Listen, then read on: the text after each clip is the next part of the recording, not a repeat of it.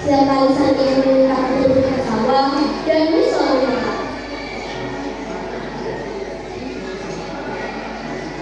Nah, ayo ibu ke sawah. Aku yang mau hidup di sawah. Sawah itu panas, lagi pula nanti menjadi rumput dan kapan yang utuh. Aku tidak mau. Apa kamu tidak kasihan melihat ibu? Tidak, jadi ibu saja waktu di sawah. Mana mungkin ada laki-laki yang masih tertarik menjadi hidup sebagai ibu itu.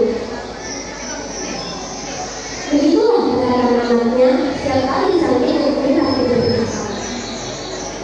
Akhirnya sang ibu berada di sawah untuk bekerja. Sedangkan Dani masih di gubuk dan terus bersolek dalam sukses dirinya sendiri. Setelah sang ibu pulang dari sawah, Dani meminta uang ibu untuk diberikan latihan renang. Ibu, mana uang ibu? Jangan uang ini untuk kita hari ini. Tapi ibu, bedaku sudah habis. Aku harus membeli yang baru.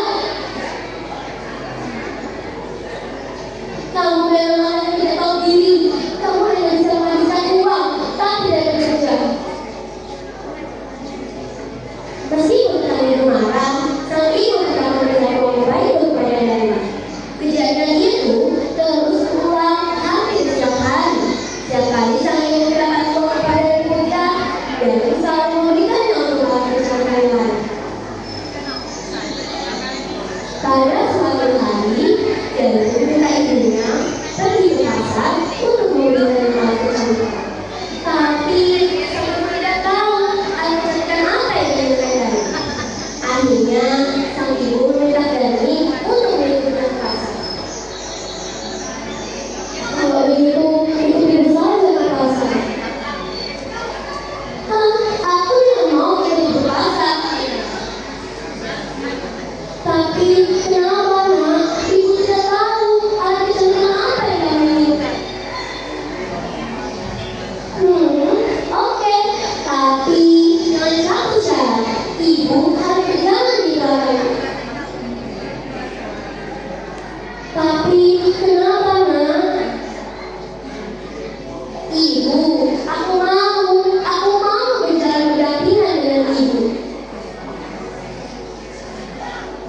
Tapi kenapa nak? Bukankah aku ibu kandungmu? Ibu seharusnya baca. Lihat baju ibu sudah seperti itu dan baju ibu yang mama itu. Aku tidak mau punya ibu datang seperti itu. Jalan kita. Sedangkan sang ibu dan pakaian yang kotor dan penuh tanggalan berjalan di belakang. Mereka seolah-olah tidak keluarga yang sama. Di tengah perjalanan, mereka bertemu Dani dan kawan. Hei Dani, hendak kemana kamu? Aku pergi ke pasar. Lantas siapa yang di belakangmu itu?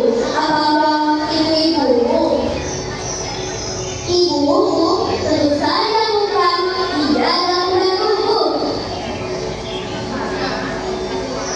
Laksana seorang petir, sang ibu mengucapkan anaknya. Tetapi sang ibu masih diam menahan rasa sedih. Satu dua kali sang ibu masih diam dan menahan rasa sedih. Tapi kejadian itu terus berulang hampir setiap mereka pergi ke pasar. Akhirnya sang ibu memutuskan untuk berhenti di jalan. Melihat hal itu dan keheranan mengamuk dan bertanya, Ibu, apa yang kau lakukan? Ibu,